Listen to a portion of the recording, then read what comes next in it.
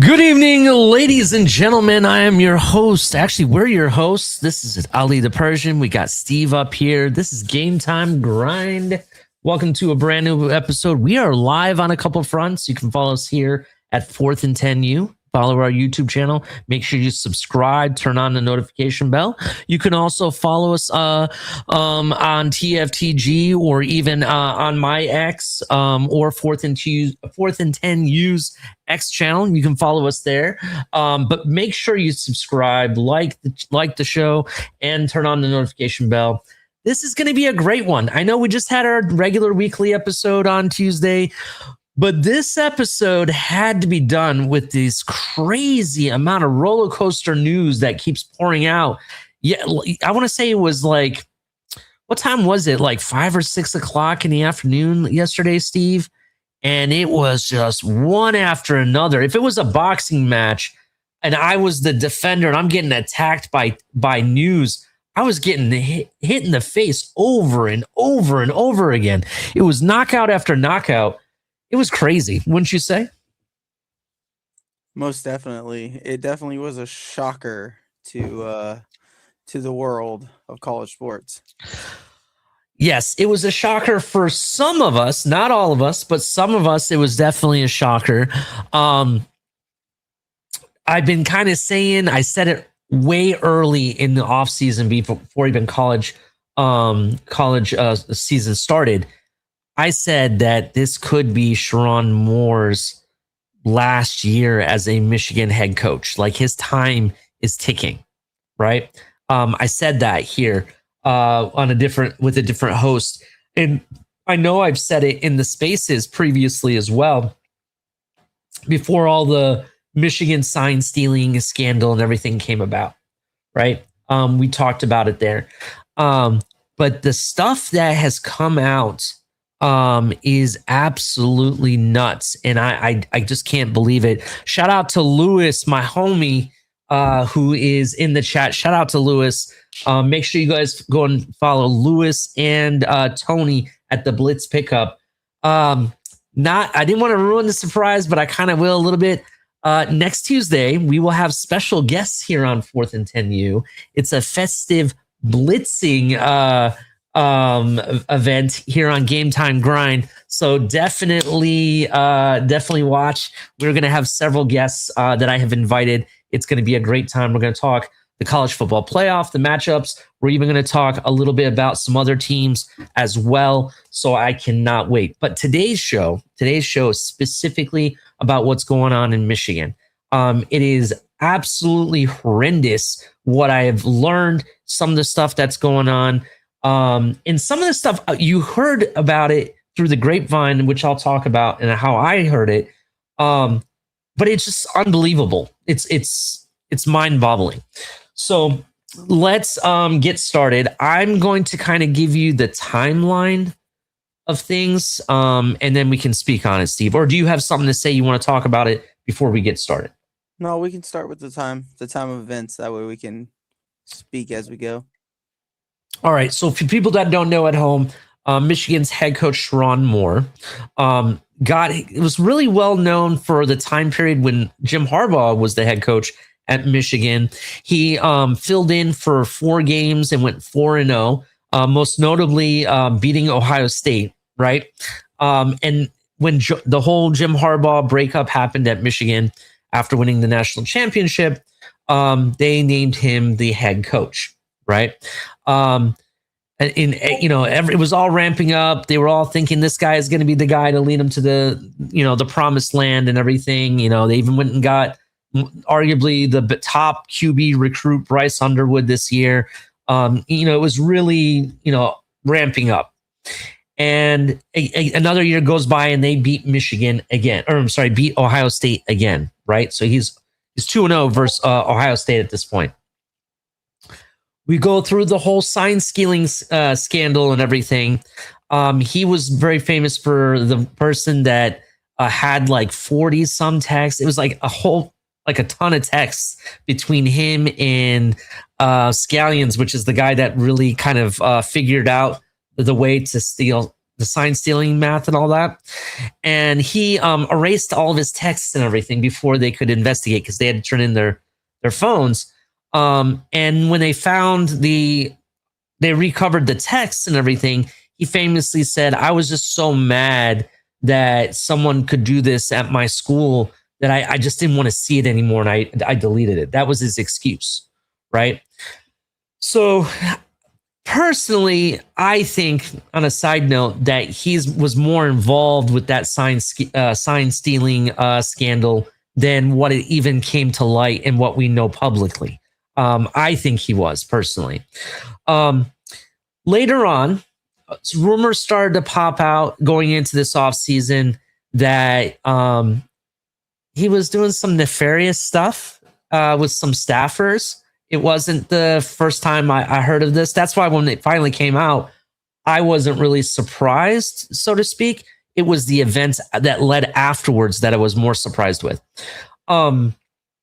So there were some rumors about it. I know there was some Michigan reporters or people in the media that put it out there. Even went on various different YouTube outlets and stuff and spoke on it. And then, from my understanding, they investigated a bit. The HR did. They didn't find anything that was, wrongdoing or anything, and so they said it's all clear. And then in the last 48 hours, my understanding is someone came forward, and this is where the craziness happens. So someone came forward, provided details and proof and everything. And they decided to depart ways with Sherrone Moore, the head coach of Michigan, with cause. So for people that don't know what that basically means, if it's something that was detrimental to the program or something such as this, having a inappropriate affair with a staffer or someone that's below him, technically, in some states, there is a certain legality issue here.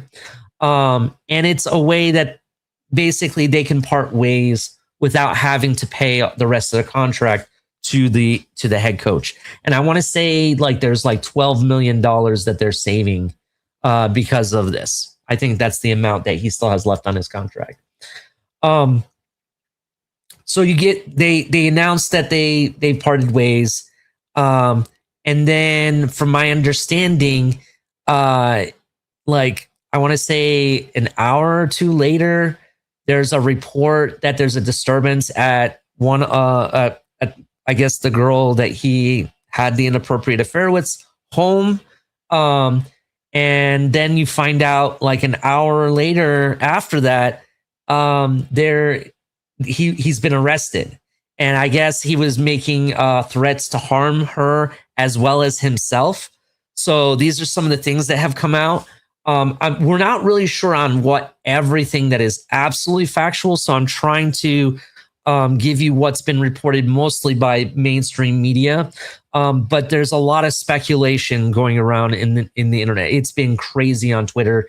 You saw some of the things I was sharing that people were saying. It was nasty work. Let's just put it that way. Anything, have I gone wrong on any of this timeline stuff so far, Steve? Steer me. Nope. The only thing you left out was because of the just cause, they didn't just save some money, they saved $13.9 million. That would have been his buyout for any other reason. 13.9. I said 12.5 million because I wasn't sure about the amount. So thank you for correcting me on that. Okay. So yeah, it's like 13 in some $1 million. So definitely, I appreciate that, Steve. So they have currently, as we sit, from my understanding, they decided they weren't going to necessarily announce what the charges are yet against him, and he's currently in jail still. That's what I understand. In the county jail that they have there. So that's where things sit now. So there's been a lot of questioning on the timeline of because this is what's been reported. People are saying that Michigan knew about this weeks ago. In fact, when it came out from certain Michigan reporters, and I say Michigan reporters, I'm talking about people that, report to mainstream media, beat writers and such in Michigan, reported this a while back, and went live on a YouTube channel and made the accusations that this is legit, this is being investigated. So the fact is that we supposedly knew about this long time ago. How do people in the media know about this in Michigan? And from what we've heard from Michigan and what people are saying is like they just found out about this maybe like 2-3 weeks ago. You know what I mean? What is the truth? Has this been going on for a while, or was it something that they just found out about? What do you think? I think it's something that they've definitely known for a while. The why they waited for so long to put it out, I have zero idea. I mean, there could be any list of ideas, being petty, putting them in a position to maybe have the most information as possible before they made this decision. Maybe there was because like they fired him and then he went on this crash out. So I wonder if this was a boiling pot that they were trying to get as far ahead as they could, and then things kind of turned south last minute, so they decided to pull the trigger on the firing. Maybe they were just trying to keep this under wraps till they got the next guy for the job ready to go. Who knows? It's all speculative, but they've definitely known for a while. It's not like it's just one person. There are multiple individuals that he supposedly had affairs with. So this has been an ongoing thing. Mm-hmm. Yeah, that's from what I understand. And please know, what I'm about to say is really it's allegations. I don't know what is to be fact or or false. I can just tell you these are some of the allegations that have been reported in mainstream media as well as several reputable outlets. What we're being told is that it was several different affairs or even subordinates that may be involved. I was even told that he supposedly one specific person he did impregnated and even paid for an abortion. These are some of the accusations, and like I said earlier, there's some legality question in regards to having an affair with a subordinate because of the balance of power. For example, one being more powerful than the other, from what I understand, that you could use it for certain advantages, which I guess that part of it is what makes it in question for legality reasons. I don't know the whole laws and everything. One person was reporting that it's illegal in every state. I don't know if that to be true or anything. So that's why I'm just saying there's some question about it. So yeah, that's just all crazy, right? And I think what mind-boggling to me is when did they announce this to the players? We just had early National Signing Day, right? When did they find out, right? When were they notified, and when, what's going to happen to these players? One notably, there was a tight end that they already released from his signing to Michigan, which is actually kind of surprising because he's one of the better recruits that they had in their recruiting class so far. 4-star tight end Matt Ludwig has been released from signing with Michigan. That was reported by Rivals. So that's the first domino to fall. Will Bryce Underwood leave? What does this mean for the players, Steve? I mean, it puts them in some kind of turmoil. If nothing else, they now have no head coach. They now have to figure out what the program's going to be in the next phase, because now they got to bring in a new head coach. Are they just going to elevate a guy from inside? Like, some of these kids are going to be going to the NFL. Some of these kids are now probably going to be looking for a transfer portal because you're kind of left in the wasteland.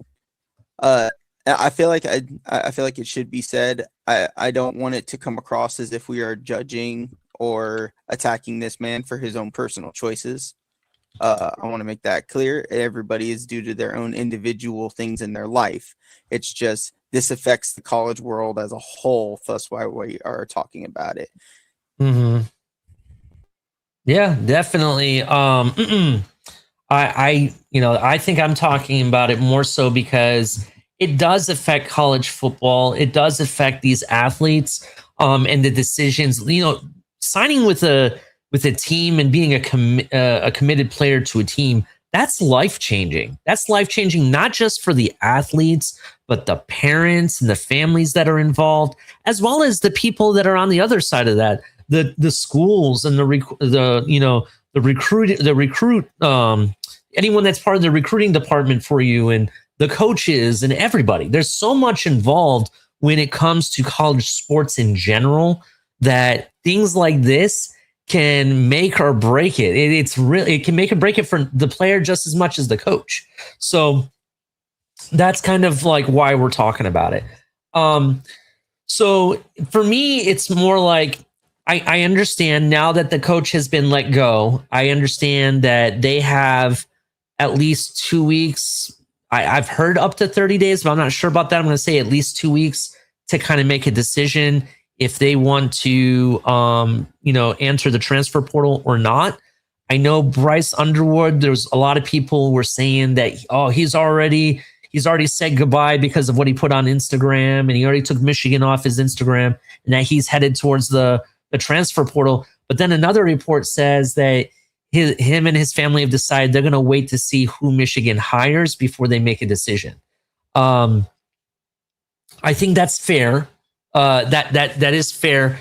However, do you still want to? I still question the timing, because you can't tell me that they didn't know about this before early National Signing Day, right? They had to have known that there was evidence, accusations, something. You can't tell me stuff like this happens under one of the most biggest college football programs in the nation and somebody doesn't know. The AD doesn't know about it. You can't tell me that, Steve. What do you No, think about? they 100% knew. I mean, again, like you said, you know, it's an odd time to release it, but also, is it odd that they wait until after the commits are committed and signed to the school? Then you announce, hey, we had an issue with the head coach. You're here. We want to let you know it's still stable environment. We have our next guy.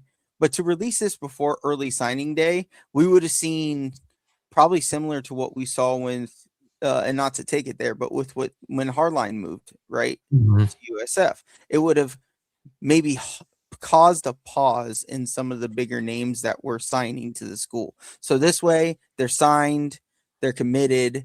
You're on that track, and now you can reassure them, like, yes, we already knew, but we're trying to get into a good stable spot so that there wasn't turmoil with you guys signing, and we can move forward with your development. This is who the coach is going to be. And as far as we know, they could have also been privately pushing this to the kids too that were committing. Hey, you're committing to us. Do not say anything. We're going to have some changing from the head coaching perspective. This is what we've got coming forward for you. Because it, again, from all intents and purpose reports, it sounds like they have a plan behind with the next head coach. Yeah, I agree 100%. I think that I get what you're saying. You and I talked behind stage that they probably have a plan and they're sticking to it. That's fine. It's just that we just got done looking at what Brian Hartline did. 6 hours into early National Signing Day, he announces that I'm going to be the head coach of South Florida, right?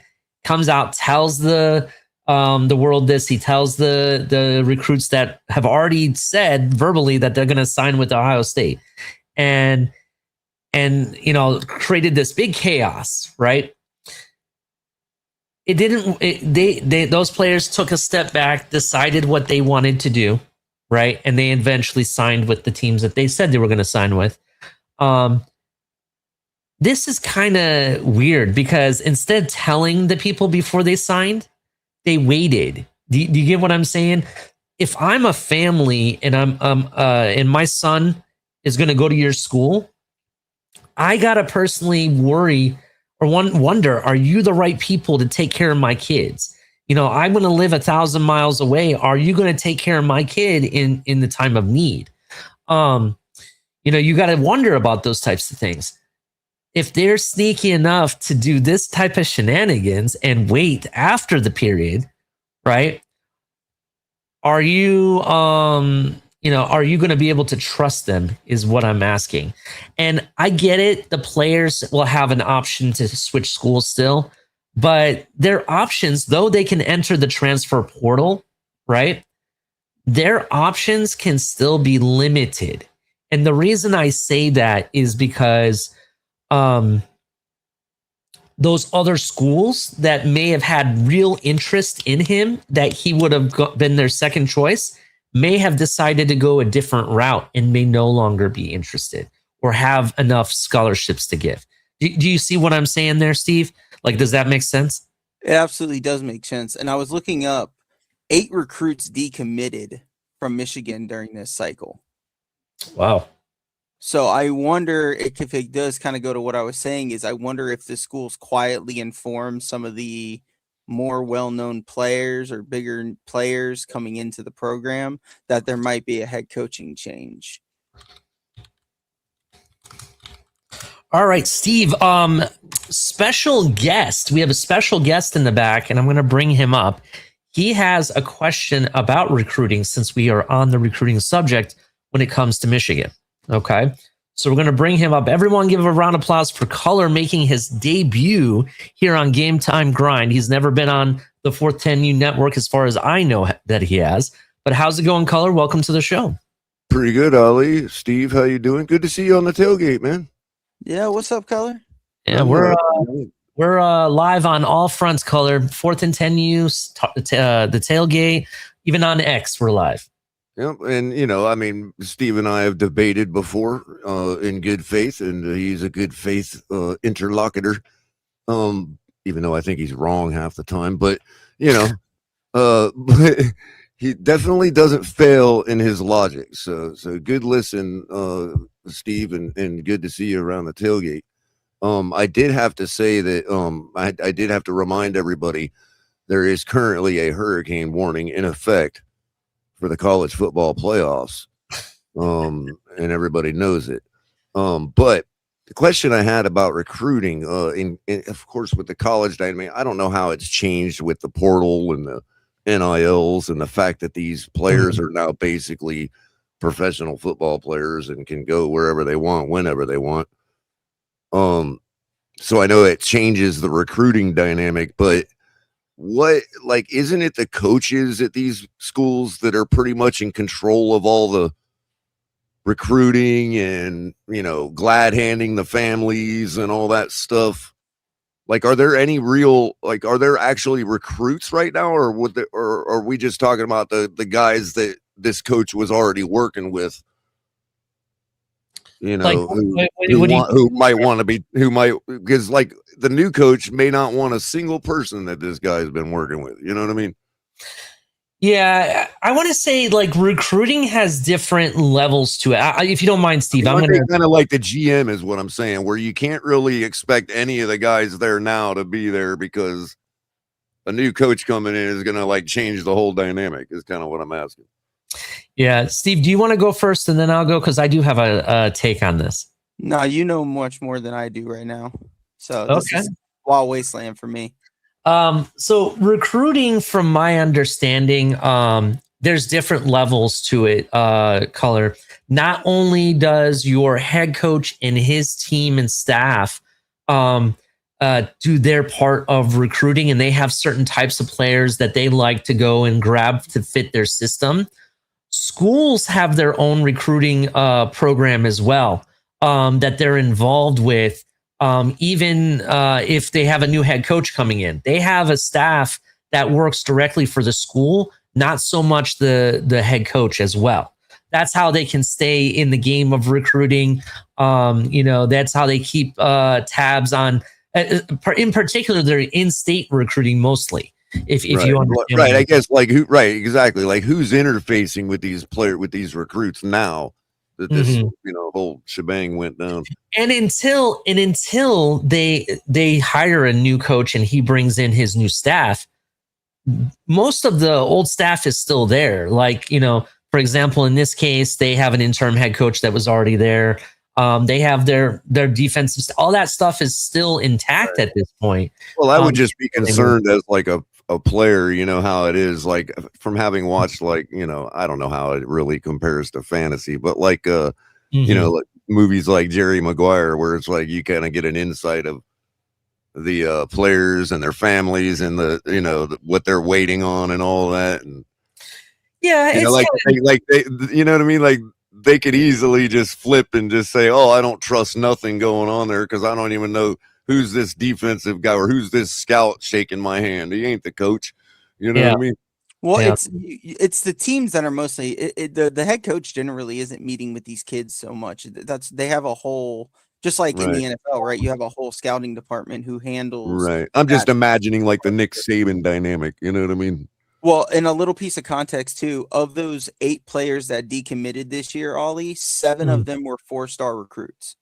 Oh, wow. Wow. That's a lot. Here's another thing, Steve, just to add into what you're talking about. Most of the time, recruits, when they're meeting with officials from the team, it's mostly either position coaches or other people that are part of the recruiting scouts and stuff like that they meet with. When they do finally meet with the head coach, usually it's not, I would say it's not all. They'll have an in-home visit from time to time, but the one time that they generally meet the person for a big photo op is when they come for an in-school visit. that's where they're going to. So the bulk of the players are like 3 and 4 star players anyway. It's really the 5-star players that the coaches are out there in front of. So you don't even know who those guys are going to be until a new coach comes in anyway. That is true. Yeah, definitely. Another Most of the thing, 3 and 4 stars are like, oh my God, I'm glad that their recruiting department is even talking to me. Yeah. The part that I'm really interested in finding out how it works is how do they negotiate NIL deals? Is it just like an agent to team type of conversation like they do in the NFL? Is there more to it? Do they have like a collaborative meeting? Like Well, what do they whoever is providing the NIL would probably have to go through the school. Like, in other words, if I was a car dealership nearby that wanted to sponsor a player, that wanted to give a player an NIL deal, I'd probably have to like go through the school and register with all that, and like all the money goes into probate and whatever else. And from what I understand, there is some like it's they get brought to these players because players have like individual agents sometimes. Like it's not like a pro agent; they have like a college agent, and that's how they'll like negotiate for their NIL. Right. That would be the guy that actually interfaces to the car dealership on the player's behalf as well. See, Exactly. Steve, I guess the big question for me is this, and I'm going to use your school as a prime example. You informed me today, which we'll talk more in length about this next Tuesday. And shout out to Lewis, who will be there, who can really comment on more about it too. In that situation where there was a grant approved that they could infuse the athletic department of South Florida, University of South Florida, with more money to be able to use. When different foundations and stuff donate money to the school to use towards NIL, how does that get negotiated to the player? Is it all through the school? Maybe is a representative school just saying, okay, we took all these donations for NIL. This is our fund, our war chest, and we're going to negotiate that. We're going to figure out how much this player we want to offer him. Let's say it's a Jeremiah Smith, to give you an example. Are we going to offer you $4 million and this, sign here? Is that how that works? Or do they negotiate with the school? Do they negotiate with the foundation on top of it? Do you know how that works at all? Maybe not. I don't have a clue. Again, according to what it was said, it was a committee that approved the money. So I imagine there's a financial committee that it goes to. Then it goes to whoever's in charge of recruiting, and then I'm sure during the recruitment, it's probably asked, what's the money look like, and they can give them probably a idea of what the NIL money is going to look like. I don't know personally, but that is a very good question. Yeah, definitely. Color, I hate to burst your bubble, but there's a comment here that I think you should read. A&M by 10 plus points. Oh, I saw it. That's Lewis. I love my brother. I can't. What can I say? He believes what he believes, but it's okay because if we go down to a team that basically is wearing my high school uniforms, I think I could probably handle that. I understand what you mean by that. You got the same uniforms. Everything is the same. The colors, the scheme, the maroon on white, all the way to the big T on their helmet, right? And instead of A&M, if you replace those letters with L and W, that was my school. I gotcha. Color, I actually hope you guys win. I think you guys can win. A&M also tried to recruit me in high school. Okay, there you go. I didn't know about that. That's pretty awesome. For me, I think Hurricanes win, just so you guys know that. And I personally, I can't wait for that because I want that rematch. So we can put it to bed, fine. We can put it to bed. Yeah, that's the whole thing. See, Lewis, you ought to be with me and Ali rooting for the Canes against the Aggies because, man, the more epic failure would be for you to revel in would be us losing to Ohio State. That's really the matchup you should be wanting to see, man.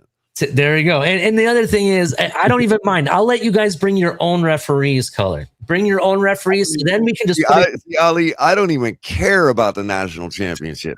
I know the Hurricanes probably ain't going that far. You know what I mean? Like, this whole college football thing is only because that is a rare opportunity for us to settle our unfinished business. You know what I mean? And they only come if we make it to the playoffs, because Ohio State ain't going to play Miami in the regular season anytime soon. I got you. But anyway, any more questions before we move on to Michigan? Because that's really I got to run, Ali. I got some work to do, but I just wanted to come up and give you all some love and support the show. Hey, Color, before you run off, yeah, man, you guys, I don't get enough college football talk, so it's good that I can find it right here at home on the tailgate. Hit the like button, everybody. Much love. Steve has a question for you. Steve has a question. Go ahead, well, it's less of a question, just real quick. I was doing some reading while y'all were talking. So apparently the school and the state decide how much money each kid can have for NIL deals. So it's actually like state regulated. Oh, okay. That makes sense. Yeah, and again, I see Von Moscato's in the chat. Von Joe, Greg, you get all these people that never come by my show, bro. Like, what's up with that? You've been doing the PR work on Twitter, man. I guess I can't stand that place. I just can't stand Twitter, dude. It's no offense to the spaces and the guys that are in it, and it's not even that space per se. It's just for me, it's everything else on Twitter. It's everything else, not the spaces or the people in it. It's everything else. It's so aggravating to even be there, but that's okay. Y'all do a great job. I see Back It Up Binge coming in, but also make sure you're checking Lewis out and Tony over at the Blitz Pickup. They do a fantastic job over there too.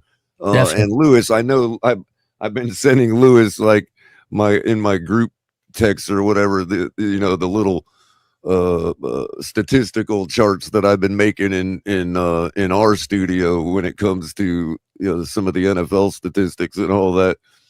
And I just been spamming his text with him, figuring, well, if you want to use this for show material, but then I think some guys hate stats over there. They don't want nothing to do with that nonsense, but I'll keep sending it because some of it's very insightful. Like when it comes to the amount of things you can drum up, and not to get off the subject before I leave real quick, the amount of stuff you can drum up, Ali, in our studio when it comes to whatever you can imagine, whatever angle you can think of, you could just think about it and code it out in our studio to tell you exactly. And set up a little spray chart or whatever to show exactly what you're thinking of.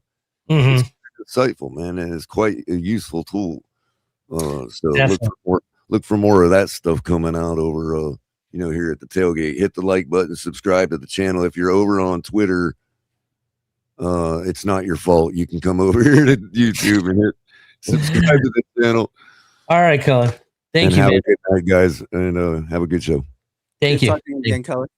Thanks. All right. Thanks, Color. Appreciate you. That's awesome. Had Color on here. Haven't had Color yet on this show, so I appreciate him coming through. But yeah, it's definitely interesting. This whole NIL era is really interesting. I wonder how they come up with these deals. We talked about Bryce Underwood earlier. On3 put out an article about how there's no buyout clause. So essentially, from my understanding, if he leaves, he can take all that money with him still too. It's not like they can buy him out of the contract for a lesser amount, like you were talking about, Steve. So that is some interesting stuff too. Some other news came out. People were speculating that the AD from Michigan was about to get fired. Ward Manuel. Ward Manuel has been rumored in the offseason prior to the sanctions that were put down for the sign stealing scandal. He was rumored to wanting to look into opportunities of being a president of other schools. Most notably, I heard it was Florida he was interested in at one point. They voted against hiring him, so that didn't actually happen from what I heard. But Yahoo Sports is now reporting that he will remain the athletic director as the school begins a search for its next head coach. That is really interesting, Steve. With all of the, and I hate to say this, black eyes, I would say, that Michigan has taken over the past couple years, I don't know if Ward Manuel is really the guy for the job anymore. People like praise this guy, but I don't know why, because if you look in the past 3 years, it's nothing but been scandal after scandal. Even before sign stealing, you had scandal after scandal that Jim Harbaugh had. Like they had the whole hamburger gate, or the time he went and spent the night at a recruit's house, the things that you're not supposed to do in recruiting, right? That was kind of weird when Jim Harbaugh did that. And then in addition, there was a whole scandal with the basketball head coach. There's that issue that happened. And then on the flip side, there's a rumor. I need to look further into this, but there's actually some sexual harassment allegations that has to do with the hockey team in Michigan. So this athletic director has been running. I'll be frank about it. In my opinion, it looks like a disgusting circus show. That's what it looks like, Steve. It is definitely. They got some stuff they need to figure out there. But as not to go towards that direction, but as a Dolphins fan, it's what we've seen. It's not that surprising from Michigan, if you get my drift. Yeah, I mean, we have if people don't know at home, the ones that are just college fans and don't really follow us on the NFL side, we live in a community of Dolphin fans, right? And our own pro team, we've had our sores and scandals and stuff that happened. And our owner is kind of connected with the Michigan program, right? He's one of their biggest donors, to give you an example. And knowing the fact that he's dabbled the waters in this type of fashion with scandals, it's not surprising that you see Michigan dealing with that, or vice versa, to be honest. So I see the connection there. I just think for me, Michigan being one of the top biggest programs in college sports today, for me, you can't have this happen, man. You're running one of the top-notch programs. No, you can't have this. Yeah, they gotta do something to clear house, get rid of all these bad apples, right? And build it back up, because I just can't see you thinking that this is going to continue to work by, slapping these guys on the wrist and say, oh, don't do that again, and just letting it go, right? The NCAA let you go with this whole sign stealing scandal. If you really want to look at it, yeah, they got fined pretty heavy, but they didn't get any black flag like they should have. Other schools did lesser than what they did, and they got the black flag. I don't get it. I personally think it's because Michigan, like I said, they're one of the biggest programs. They also bring in some of the most money to the NCAA. And I think the NCAA couldn't see a world where Michigan wasn't involved because of the money that they bring in. What do you think? I mean, that's true. I will say, like, this specific instance, I don't think's as crazy, because again, it's not like he got fired because the state came down and was like, you got to get rid of him. Like, he broke a rule about, having, extramarital interactions with members of his staff. Like, it'd be different if, like, this was a situation where he was messing with recruits and doing some, like, staying at their houses, like you said earlier. Mm-hmm. Like, I think this specific thing's only so radical because it's Michigan. I don't know how much big news this would be if it was at, like, some small school that nobody cared about. Mm-hmm. But again, I think it's the latter part of what happened after he was fired that makes this even bigger news with the why he was actually arrested. So go ahead, Steve. I'm sorry. I didn't mean to cut you. I was just gonna say. So we'll see what turns out. I don't want to. I don't think it's such a big deal because he had an affair. It's more just the fact that he broke the rules, which is what got him fired. And then what he proceeded to do after the fact happened to be met at a church by the police. Yeah. And then on top of it, Steve, I mentioned some of those scandals that they've had, right? I forgot about a really big one. That in fact, Sharon Moore was with the team at this time that this other individual was involved. The whole Charlie Weiss thing.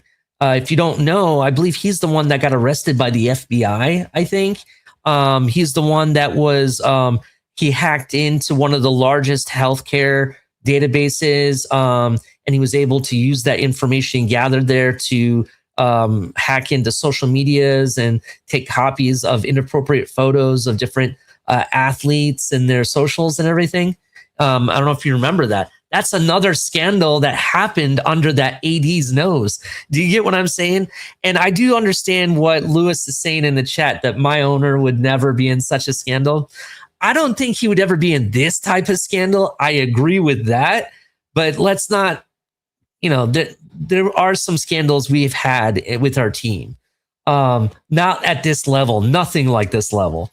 I'm just going to say that for sure. So yeah, it's nuts. Go ahead. CCR, yeah, he was arrested at a church. He supposedly had an incident at his home, and then he went to the home of the individual that he got pregnant, and then he left there, and his wife was able to track his phone to a church where the police met up with him. Yeah, and that's the one part I forgot to mention. Sharon Moore is a married man with children, right? That just adds another, I would say, layer to this whole craziness. And I feel bad for what she's going through, his wife and the kids, and how this is going to affect them. How are they going to be able to go out in public and face people knowing that what he did? You know what I mean? It's going to be nuts. And so what if he was getting fired? Why did you go down this route? Even if they fired you for what they had cause for, right? Why did it escalate to what it happened and you getting arrested? You know what I mean? Even if maybe he had an argument about it, something that proved his innocence, that maybe somebody is getting out, at least go to a panel where you can speak your piece and say, hey, this is my side of the story. What I was going to say, on First Take, I don't know if you watched First Take, but you had Adam Schefter talking about the whole timeline of things, and they were asking him questions. And what's his name? The old guy that always covers the SEC, Paul Feinbaum, I think his name is, something like that. He seemed to get kind of testy with Adam Schefter about the fact that Adam Schefter said that the one person we haven't heard from is Sharon Moore, and we need to hear his side of the story before we can really pass judgment. I kind of agree with him. I do think what we know as of right now, it's really crazy, and I'm leaning a certain way. But I do ultimately, before I can ultimately pass judgment, I need to hear from that person first. And then I can have both sides of the story, right? And it just seemed like there was some weird interaction between Paul Feinbaum and Adam Schefter on the show. And then who's the other guy that was on there? Clark, I think is his last name. I think Clark was on there. He was, you know who I'm talking about, Steve? You talking about Ryan Clark? Yeah, Ryan Clark, I think it was. The safety. Yeah, Ryan Clark was on there, and he was saying that he feels this whole situation is going to affect other people that want to line up for these types of jobs. It's most specifically black coaches in college football are going to be hurt by this. I personally, for me, I understand where he's coming from, but at the same time, there's a ton of other black coaches that are very respectable, right? Marcus Freeman, for example, of Notre Dame. He's a respectable head coach. Maybe not so much the Notre Dame program and the AD right now and how they're going back and forth with the ACC. I get that, but Coach Freeman is still a very respectable person. There has been other college coaches that have been very respectable in college football. I personally, if I'm an AD, I'm not looking at it that way, that just because the actions of this man would make me judge you a different way. I understand there, unfortunately, may be people like that. I just hope the University of Michigan and other schools won't follow suit into those types of people, if you know what I mean. I personally don't think so. Go ahead, Steve. I agree.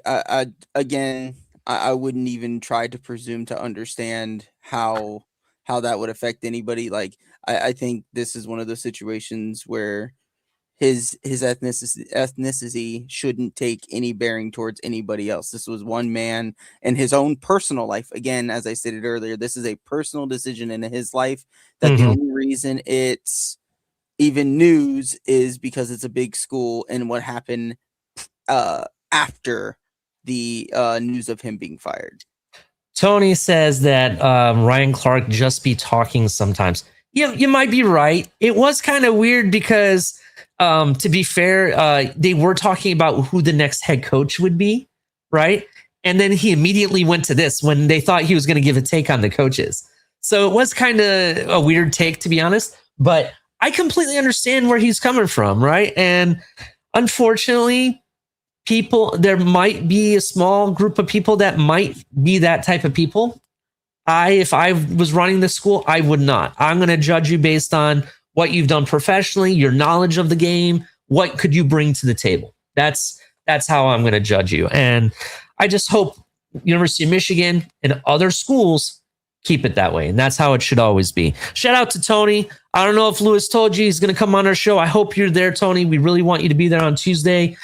Check us out next Tuesday. We're going to have a blitzing edition, and there's going to be quite a few special guests. I cannot wait. It's going to be a good time. Talk about the matchups into college football and some other news that's going on with college football. Make sure everybody hits the like button. We have over 82 people watching on all fronts right now, Steve. So great turnout. What else do I want to say here? Yeah, I understand. Some people are saying that it does affect some coaches, some black coaches. Unfortunately, I definitely agree. I think it does, but I'd hope not. I'm hoping that this doesn't. That's just me personally. Let's go back to the Michigan and who the next head coach would be and who do we think the right fit would have been. I'm kind of on board that the perfect fit, if it was me, I wouldn't have waited to now. I would have fired him previously. And maybe if I'm looking to upgrade, a Matt Campbell might be a guy, right? I like Matt Campbell. Some people, and here's another guy who I would like more than Sharon Moore, because I am a fan of Marcus Freeman, for example. He's a name that people are throwing around now as well, because some people feel like he wants out of Notre Dame. What do you think of that? Marcus Freeman being the next coach of Michigan. I mean, it would definitely be interesting. I was looking up, Sports Illustrated put out their 5 candidates that they believe would be the next head coach. One that you said to me earlier, Alabama's head coach Kellen DeBoer. Is that how you say A lot it? of people think that's a possibility. Yeah. Missouri's head coach Eli Drinkowitz. Yep. Michigan's head coach, which you also said, Jed Fish, Brian Kelly, and Kenny Dillingham from Arizona State. So yeah, Jed Fish is actually a coach at Washington, I believe, but he was with Michigan previously. So that's the connection there. I think if you're going to go for the home run, you want DeBoer at this point. I don't, to be honest, Matt Campbell definitely made sense at the time, but I don't think Matt Campbell would get up and leave Penn State like that. That's just not going to happen, right? Some people think, and some people are saying that this position, anything's on the table. So who knows? It could happen. DeBoer, I want to say, is the most, if you're going to swing for the fences and there's a possibility, I think he might be a guy. and people are going to say that's a hot take because it's Alabama. I just know that what I've read and what people that I trust have said is that DeBoer wanted the Michigan job really bad previously. If he wants the job still, maybe he feels Michigan, he can connect better because he's actually more from, I think he's from like Idaho or someplace like that. I don't know. What do you think? Well, think about it also this way, right? Alabama just got embarrassed. What happens if they get embarrassed again? This in the next game against Oklahoma, I think it's Oklahoma, right? Yeah. Like, could he just end up getting fired? Do you think after two, like he got him to the playoffs, but like you get embarrassed in the championship game, and then if they get embarrassed by Oklahoma back to back, I don't know. This one was kind of funny. CCRR, Mike McDaniel to Michigan. that would be funny. Stephen Ross fires him just to move him to Michigan. Yeah. Highly unlikely, but that would be hilarious. Yeah, some other names that fans are throwing out there, and this is just from the fans' take. People are saying, "Oh, we should go after Matt Patricia." I don't know if Matt Patricia would go to Michigan after just beating Michigan, and he's also like next to Ryan Day. He's like the next greatest thing in Columbus right now in the state of Ohio. I don't think that would happen, right? Personally, Jed Fish definitely makes sense. I think he would be a good hire to get them back to where they want to be. He may not be the long-term solution, but I think he in the now what they need now. I think he'd be a good option. DeBoer is swinging for the fences, and if you could execute, maybe they wait until this first round to see what happens. I just don't know if Alabama wins against Oklahoma and they're going to Indiana to play, or then wherever the Indiana game is. I just don't know if he leaves, to be honest. I think he ends up staying if that happens. If he loses to Oklahoma, then he's leaving. At that point, I would say yes, he's probably leaving. Is there a world where they buy out Bill Belichick's contract? To go to Michigan? Yeah, they're trying to get out of scandals, not get into them. I'm just saying, like, is there a world? I mean, to be honest, if Bill Belichick, okay, this is I'm sorry to bring up for people that think this is inappropriate to say, but Bill Belichick is legally kind of dating his Stafford, sort of in a weird way, because of how young she is compared, if you think about it. You know what I mean? So it's kind of, I don't know if there's a world where they bring in Bill Belichick. Yeah, I highly doubt it again, but it popped in my head because there's been so much rumors about, and I think they're just people overreacting, but there's been so much talk about his contract and the buyout in it, and him probably or maybe coming into the league for the Giants gig. Is there a world where he still buys out his contract but goes to Michigan? Yeah, I mean, it's possible, but from what I understand, I think his goal is to get back to the NFL because that's where he wants to retire. I personally feel so.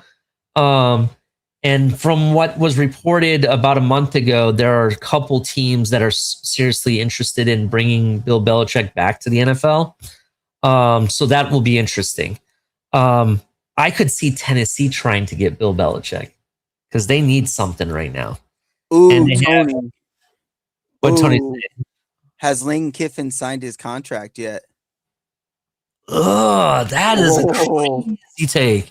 Going from LSU. Well, hold on. Imagine this. Let's say he hasn't signed yet, right? DeBoer goes to Michigan. That opens up Alabama, which is the one place Lane Kiffin wanted to go in the first place. So that makes sense completely. Oh, man. The report is he has not signed with LSU yet. Did you know, I heard Florida tried to get Lane Kiffin really bad. Yeah, I saw that the other, I think it was earlier today that came out, or it was yesterday. It was one of the two. I saw that. Yeah, I heard they were really trying to push for him. Have they gotten a head coach yet? Have they brought in anybody? Good question. I don't think so. I think they still have the inner term. Okay. I was curious about that. I'll double check though. But Tony hit the bingo on for sure. Make sure you guys follow the Blitz Pickup. Those guys are awesome. Tony, I loved your guys' film breakdown talking about Jalen Wright and if he's hitting the holes right and everything. That was really cool. I actually, that was something I've been definitely wanting to see. Tony and Lewis definitely know how to break down film better than anybody else around here on YouTube or in the spaces. So definitely check out the Blitz Pickup when you get a chance. What else? We are coming up to the hour mark, Steve. This wasn't going to be the longest show. We already know that because we kind of decided to go live because of all the crazy news. I think we should save a lot of what we have for next Tuesday because we're going to have special guests and there's going to be a lot of stuff we can go over. Any final things? Anything you want to bring up? No, I think everything else we can save for Tuesday so we can have that nice big show. Yeah, definitely. Everybody, I'm going to go ahead and since we're going to do the bottom line here.